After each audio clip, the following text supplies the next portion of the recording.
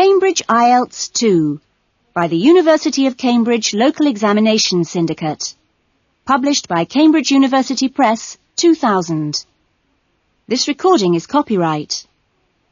Cassette 2, Side 1. Test 3. You will hear a number of different recordings, and you will have to answer questions on what you hear. There will be time for you to read the instructions and questions, and you will have a chance to check your work. All the recordings will be played once only. The test is in 4 sections. Write all your answers in the listening question booklet. At the end of the test, you will be given 10 minutes to transfer your answers to an answer sheet. Now turn to Section 1.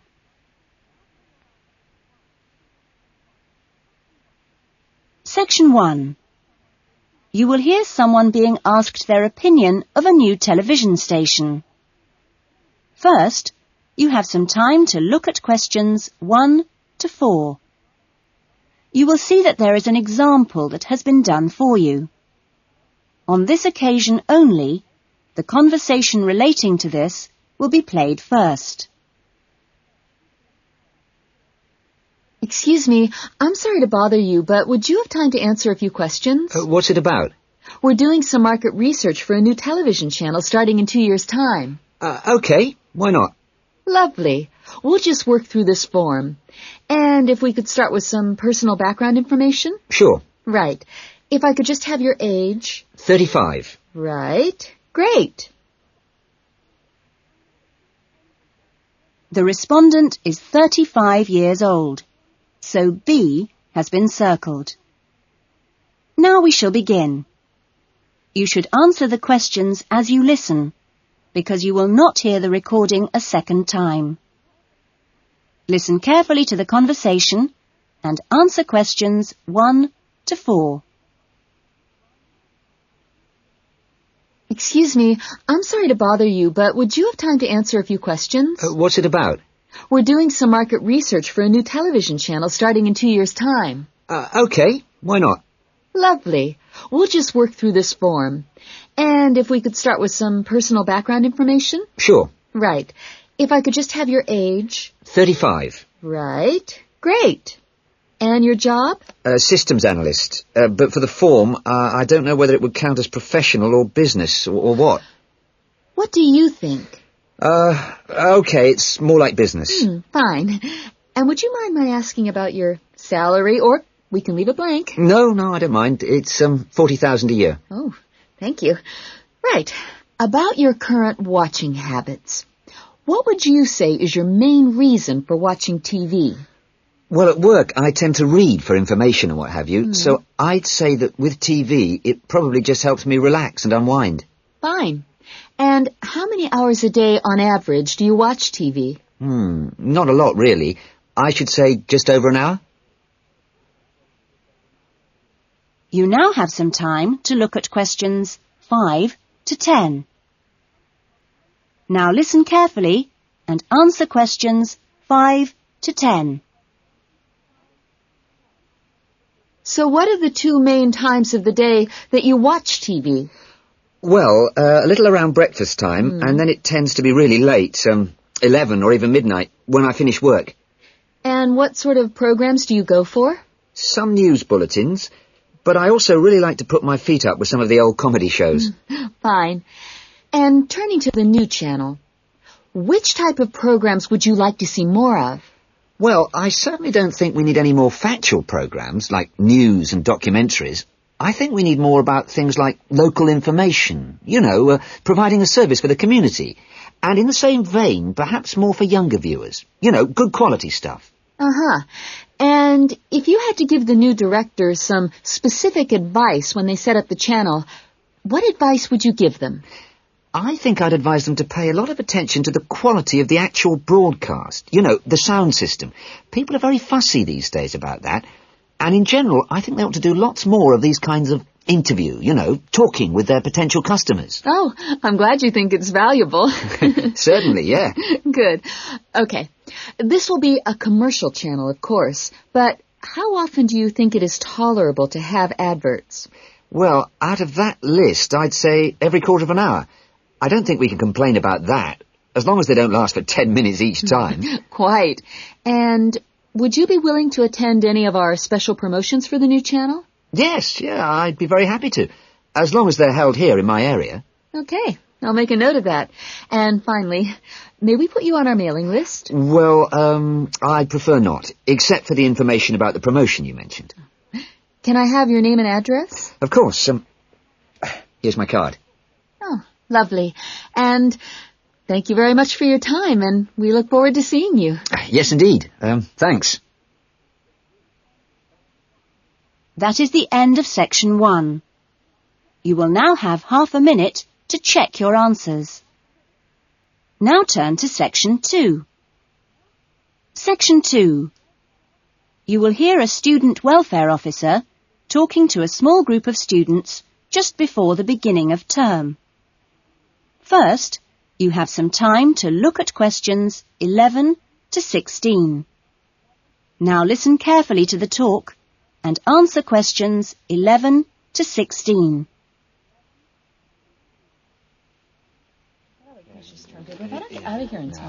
Okay. Well, good morning, everybody. My name's Elizabeth Reed, and I'm your Assistant Welfare Officer.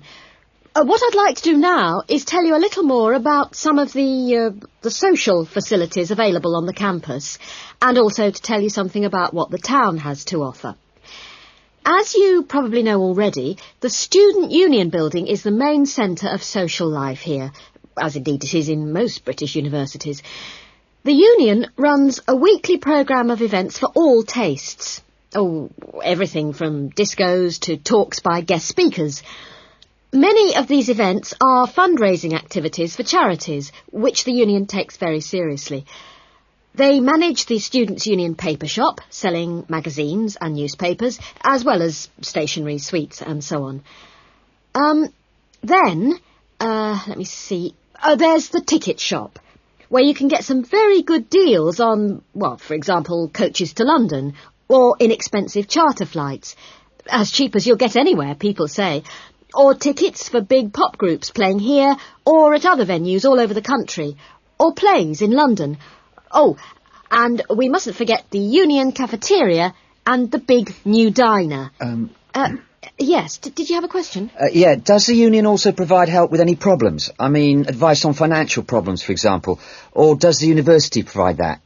Yes, the Union run their own advice service, offering help with financial matters, such as grants. I'm sure you realise anything medical should be discussed with the University Medical Service, which also has an excellent counselling centre. I think that was made clear yesterday. However, the Union has its own officer who can give advice on legal problems. You now have some time to look at questions 17 to 20. Now listen to the rest of the talk and answer questions 17 to 20. Now, on to Radford. For a town of its size, Radford has some unusually good leisure and community facilities and has quite a good shopping centre with an interesting range of shops. As you go into Radford, there's a new, well, quite new, Olympic-sized swimming pool. That's on the outskirts at a place called Renton. Above the pool, there's a high-tech fitness centre. Are there any ice skaters here? No? Oh, pity. The facilities for ice skating are excellent. Well, the new Metro Tower, right in the centre of town, has got an ice rink and a sports hall for squash, badminton, volleyball and several other indoor sports.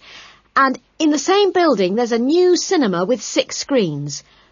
Then, let me see, in the main square, just 2 minutes' walk from the Metro Tower, there's the Theatre Royal, which often gets London productions on tour.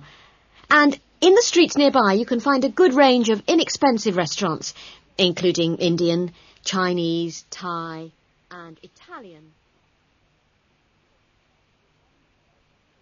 That is the end of section 2. You will now have half a minute to check your answers. Section 3. You will hear a tutor, Dr. Simon, talking to some of his students about writing a dissertation. First, you have some time to look at questions 21 to 26. Now listen to the discussion and answer questions 21 to 26. Okay, welcome back to the new term. Hope you've had a good break and that you're looking forward to writing your dissertation. Now, what I'd like to do in this session is give you the opportunity to ask questions on writing the dissertation. Requirements, milestones, who to see when you need help. It's very informal. It may all be written on paper, but it's nice to get it confirmed. So, anything you'd like to ask? Dr. Simon, is there a fixed hand-in date yet? Right, I can confirm that that's the 21st of May, not the 20th, as we first stated. Okay? Jane? What about the word limit? Well, we try to be pretty flexible on this, but in broad terms, it's 18 to 20,000. Ah. And you can choose your topics, anything from years 2 and 3. Yes? I still haven't got any idea what I want to do it on. Who... Well, you should see your course tutor to agree on your final title, and you should also be aware that there's a special programme running on research methods for anyone who wants some extra help on that. Can I just check on the deadlines for everything? Yes, sure. Look, let me write it on the board. When the different stages have to be completed. First of all, you've got to work on your basic bibliography. And that's due into your course tutor by the 31st of January, which is just 2 weeks away, so you'd better get a move on that. Do we have to have our own draft plan by then? No, your draft plan is due on the 7th of February, which is a week later, so that should give you plenty of time. And when do we have to be doing the research? That's over a 1-month period, essentially February to March. And the write-up? Well, you can't really get going on your writing until you've got quite a bit of the research done. So that's really March to May, with the hand-in date on the 21st. Any more questions? Now you have some time to look at questions 27 to 30. Now listen to the rest of the discussion and answer questions 27 to 30. Well, sir, just some advice, really. It's about computers. Would you advise us to buy one? What can I say, Andy? I know it's a massive expense, but I really feel it would be of great benefit. You can always look in the student union adverts for second-hand ones. Yes? I've been looking at some of last year's dissertations. Oh, is that a good idea, sir? I heard... Well, I don't think you should read them in detail too early, or you might end up taking more of their ideas than you realise. But yes, it really is the best guide you can have to the expectations of what's expected when you write a dissertation. Sorry, Jane, I interrupted you. That's okay. It's just that they did a lot of research using questionnaires. Is that a good idea? I think questionnaires are very good at telling you how people fill in questionnaires. But to be frank, they tell you very little else. Avoid them. About interviews, is it okay if we interview you? The tutors? Well, I don't see why not. They don't have any special contribution to make, but you can if you want. There's a whole section on this issue in the research guide. I'm afraid it's slightly out of date, and you're probably better talking to the tutor on the research methods course. But you might find it useful to start there. Okay. Thanks. Okay, well, great. I hope that sorted a few things out. You can always come and see me or drop me a note if you've got any more queries. Right. Fine. Okay, thanks. That is the end of section 3. You will now have half a minute to check your answers. Now turn to section 4. Section 4. You will hear a lecture about the lack of rainfall in Australia. First, you have some time to look at questions 31 to 40. Now listen to the lecture and answer questions 31 to 40. Good morning. This morning, we are continuing our look at Australia and its natural problems. Actually, dryness, or aridity, as it is generally called by geographers, is probably the most challenging of Australia's natural problems. And so it's very important in this course for you to have a good understanding of the subject. For Australia, water is a precious resource, and its wise management is of the greatest importance. As I've said, Australia is a dry continent, second only to Antarctica in its lack of rainfall. Long hours of hot sunshine and searing winds give Australia an extremely high rate of evaporation, far more than in most other countries. It's estimated that approximately 87% of Australia's rainfall is lost through evaporation, compared with just over 60% in Europe and Africa, and 48% in North America. You generally think of Africa as being a very hot and dry place, but it's not in comparison with Australia. In many parts of Australia, standing water, that is, dams, puddles and so forth, dry up rapidly, and some rainfall barely penetrates the soil. The reason for this is that the moisture is absorbed by thirsty plants. Some parts of Australia are dry because rainwater seeps quickly through sandy soils and into the rock below. In parts of Australia, this water, which seeps through the sandy soil, collects underground to form underground lakes. Water from these subterranean lakes can be pumped to the surface and tapped, and so used for various purposes above the ground. In fact, extensive underground water resources are available over more than half of Australia's land area. But most of the water is too salty to be used for human consumption or for the irrigation of crops. However, most inland farmers do rely on this water for watering their animals and, where possible, to a lesser extent, for irrigation. Underground water can flow very large distances and can be kept in underground reservoirs for a very long time. Water from these underground reservoirs bubbles to the surface as springs in some parts of the country, and these rare sources of permanent water were vital to early explorers of inland Australia and to other pioneers last century who used the springs for survival. But in many places, levels have fallen drastically through continuous use over the years. This has necessitated the pumping of the water to the surface. Remarkably, underground water sources in Australia supply about 18% of total water consumption. So you can see it's quite an important source of water in this dry land. So, most of the consumption of water in Australia comes from water which is kept above ground. More than 300 dams regulate river flows around the country.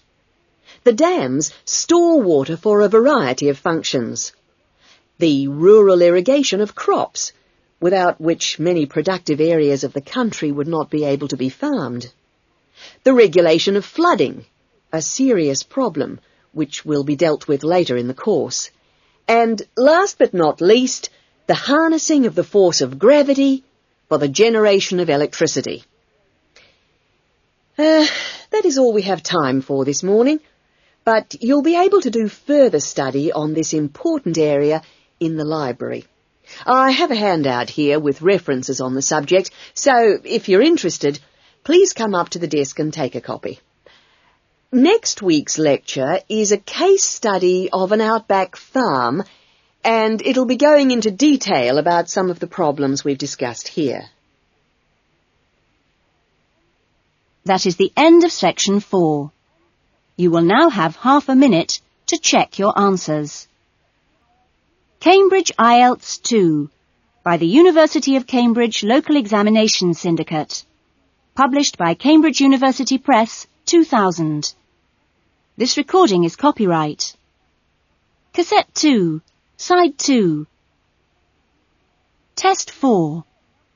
You will hear a number of different recordings, and you will have to answer questions on what you hear. There will be time for you to read the instructions and questions, and you will have a chance to check your work. All the recordings will be played once only. The test is in 4 sections.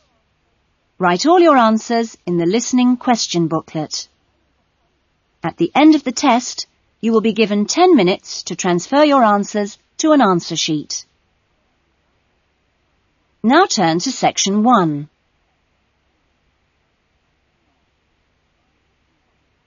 Section 1. Paul is renting an apartment. He has some problems with the property and has decided to report them to the housing agency. First, you have some time to look at questions 1 and 2. You will see that there is an example that has been done for you. On this occasion only, the conversation relating to this will be played first. Good morning. MIC House Agency? Good morning. I'm ringing about the problems I've been having with my apartment. Yes, of course. If I can just take a few details first. What's your name? Paul Smiley. How do you spell that? Smiley. Paul's surname is Smiley, so Smiley has been written in the box. Now we shall begin. You should answer the questions as you listen, because you will not hear the recording a second time. Now listen carefully to the conversation and answer questions 1 and 2. Good morning. MIC House Agency? Good morning. I'm ringing about the problems I've been having with my apartment. Yes, of course. If I can just take a few details first. What's your name? Paul Smiley. How do you spell that? Smiley. Okay. And what's the address? Apartment 216 Rose Lane. Rose Lane. And that's in... In Newton. Oh, yes, I know the property. Could I just ask, how long is the lease? It's for 1 year. Huh? And you moved in? Last week, on 27th of June. Fine, thank you. Before the conversation continues, you have some time to look at questions 3 to 10. Now listen carefully and answer questions 3 to 10. And what are the problems that you've been having? Well, no one thing is really dangerous or anything, but, it's just been building up. Yes, of course. Well, the first thing is the washing machine. It's been leaking a little and it's beginning to get worse, because we have a small child and we really need to get that done straight away. Okay, that's a washing machine for immediate repair. And then there's a niggling problem with the cooker. Mm-hmm. The door's broken. Right. It's nothing serious and it can be used, but if you can send someone over in the next couple of weeks or so, that'd be great. Fine, I've got that. Then we're worried about all the windows. Are they broken? No, but there are no locks on them. And with the insurance these days. Uh-huh. And when would you like those done? Well, that's not really urgent, but you never know when there's going to be a break-in. No. We'll get those done for you next week. Don't worry. And then there's the bathroom light. It's getting quite annoying. It flickers quite badly and it's giving me headaches. I'd really like to get that replaced right away. That's no problem. And then the last thing on the list is the kitchen curtains. They're torn. Oh, right. We do have quite a few spare ones in stock and can get those to you in the next week, if that's all right with you. Yes, that'd be fine. Anything else? No, that's all. Okay, fine. What we'll do is get someone over to you this afternoon, if you're in. Well, I'm going to be out for a short time. Well, you tell us your preferred times. Well, the best time is about 1 o'clock. I'll have to check that with him, and if he can't make it then, what would be your second preference? Any time up to 5 p.m. would be fine. Okay, I've made a note of that. Great. Well, thanks very much for your help. That's fine. Thank you for calling. Goodbye. Goodbye. That is the end of Section 1. You will now have half a minute to check your answers. Section 2. You will hear a recreation officer at a holiday resort telling the guests about their accommodation and the activities available. First, you have some time to look at questions 11 to 15. Now listen carefully to the first part of the talk and answer questions 11 to 15. Great. Well, hi everyone. My name's Jody, and I'm one of the 4 recreation officers here at Rainforest Lodge. My job is to make sure that you all have a great stay here with us and go away feeling relaxed and refreshed. As you can see, we're literally in the middle of nowhere at the lodge. There are no newspapers or TVs, and there's only one phone, and that's in the office. The lodge is a complete get-away-from-it-all experience, a place to unwind and appreciate the world without a lot of interruptions and distractions. From your cabin balcony, you'll find that you can't see anyone else, and the only noise you should hear is the birds. When the luggage comes, one of the guys will take it across to your cabin for you and make sure you know the way back here to the main center for dinner in the restaurant. Dinner will be served in about an hour or so. All the times of each day's activities are printed on the blue sheet you should have got in the information guides that were handed out on the coach. Each explorer trip has a different focus, so it doesn't matter how many you do or on what day, because there's always something new to discover in the rainforest.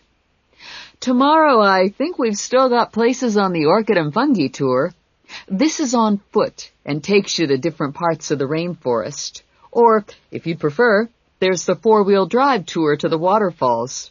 Or the fishing trip, where I promise you we'll catch some lunch.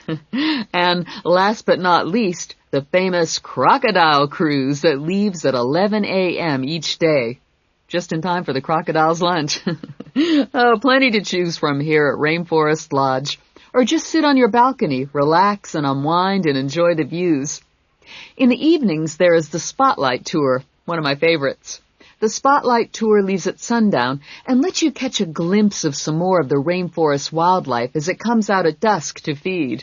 That's a great trip, and if you can, I'd really try to make sure you do it during your stay. You now have some time to look at questions 16 to 20. Now listen to the rest of the talk and answer questions 16 to 20. You've chosen to visit the rainforest in March, which is just at the end of the wet season, so you'll soon notice how well the waterfalls are running and also how damp the ground is. Things can tend to get a bit slippery, too, so if you didn't bring any walking boots, I'd advise you to hire some from the office. You'll also be much better off in long trousers rather than shorts, because they will give your legs more protection. And socks are a good idea, too. There's no need to be nervous of the rainforest, provided that you treat it with respect and common sense. Most of the animals and wildlife are gentle and harmless. There are some venomous snakes to beware of, but really, they're much more frightened of you than you are of them. The other thing is that certain plants can cause irritation if you touch them with bare skin. Well, that's about all for the time being. The guys are here to take you and your luggage to the cabin. That is the end of section 2. You will now have half a minute to check your answers. Section 3. You will hear a conversation between a counsellor and a student named John. First, you have some time to look at questions 21 to 25. Now listen carefully to the conversation and answer questions 21 to 25. Hello, John. What can I do for you? Well, I heard about these counselling sessions from a friend doing a science course, and I was really interested. I think they should be compulsory, really. Well, to be quite honest, John, I think they would be useful for everybody, but, well, everybody has their own way of going about things. I prefer people just to drop in when they can. Yes. I find that talking to students about the requirements of a course helps to clarify what needs to be done. I mean, the biggest difference between college and school is that new college students really have to do a lot of work on their own, and it's sometimes useful to get advice on how to take control of your time and work effectively. Yes. I mean, it seems like a very light workload until assignment time comes, and then I seem to be working all night sometimes. I'm not the only one. It's ridiculous. The resource centre is very good, but it closes so early. It's in the library, and so you think you could use it more. It's a real problem for me. Well, you're certainly not the only person in that position, as I'm sure you've found. It really comes down to using every available hour in a systematic way. If you do this with a plan, then you'll find that you still have time for yourself and your hobbies as well. Yeah. I've heard from Thomas that you made him a sort of plan like this, and he's going away for the weekend with all his work handed in, whereas I haven't even started. I need to find out a few more things about you first. I'll give you this form to fill in about your lectures and things before you leave. You now have some time to look at questions 26 to 30. Now listen to the rest of the conversation and answer questions 26 to 30. Now, what are your main problems? Well, what most concerns me is I'm still not doing very well in my assignments. Well, I know that you plan your writing carefully, but this can come to nothing if the assignment doesn't answer the question. That really is the key.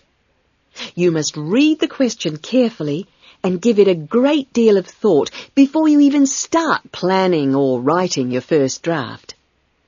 It's also vital to check your work for errors. Everybody makes them, and they can influence the person marking the work. So, always take time at the end to check what you've written. As far as listening is concerned, I find it hard to keep up sometimes in lectures, especially 2-hour ones. I sometimes just seem to go off into a dream. It's a good idea to find out from your lecturers if they mind you recording the lectures. Oh. You only need one of those small cassette recorders. Yeah. The quality is pretty good, and a second listening can really clarify things. Something else you can do is check your notes with a friend after the lecture. Yes, that's a good idea. Thanks. It's hard to do all that all the time, though, especially when there's so much reading to do. Yes. It's important, though, not to confine yourself to reading on your subject. You should also read things of general interest that appeal to you. You know, novels, newspapers, that kind of thing.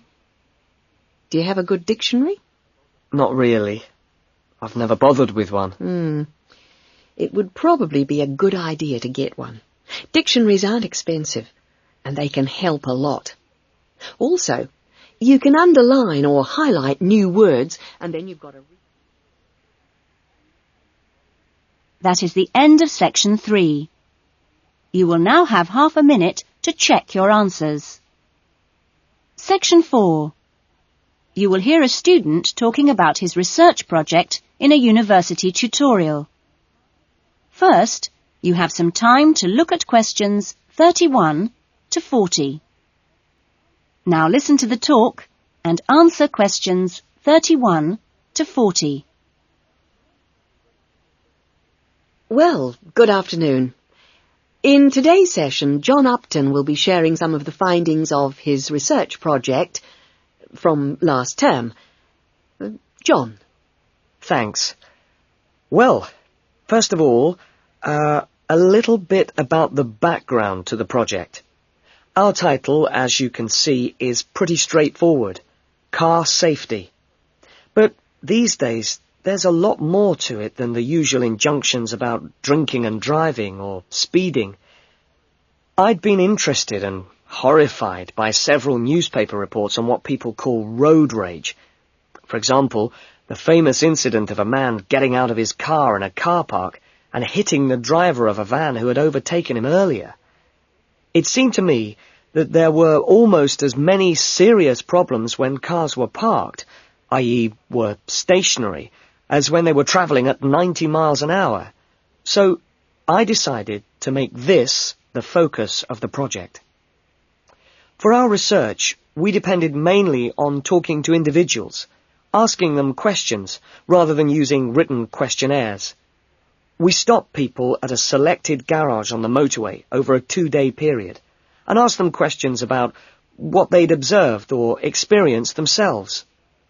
Our respondents were both men and women, but the women were just slightly in the majority.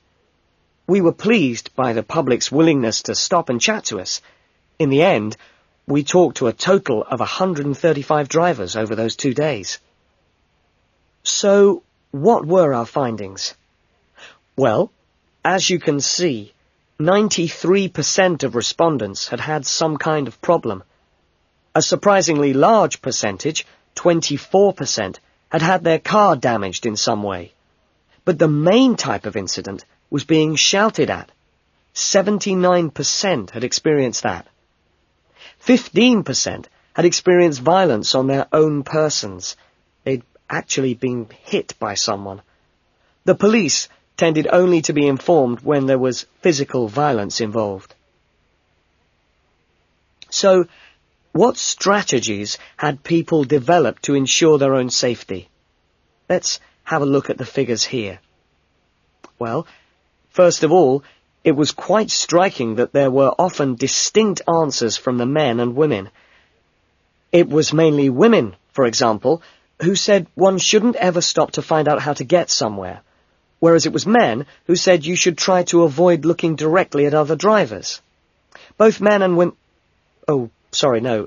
It was women who said you had to tell someone when you were due to get to a particular destination. Then, I had thought that it would be mainly men, but both sexes made the point that it's much safer to get keys out well in advance as you go towards your car. Men were very aware that muggers or whatever might be concealed behind the car. They also made the point that you should leave plenty of room when you park your car, so you can make a quick getaway if you need to. Finally, locking doors at all times. Men didn't think it was quite as important as women, but both gave it a high safety rating. When we asked them what they thought the best improvements had been in the last 5 years in helping with road rage problems... That is the end of section 4. You will now have half a minute to check your answers. That is the end of the listening test. In the IELTS test, you would now have 10 minutes to transfer your answers to the listening answer sheet. That is the end of side 2.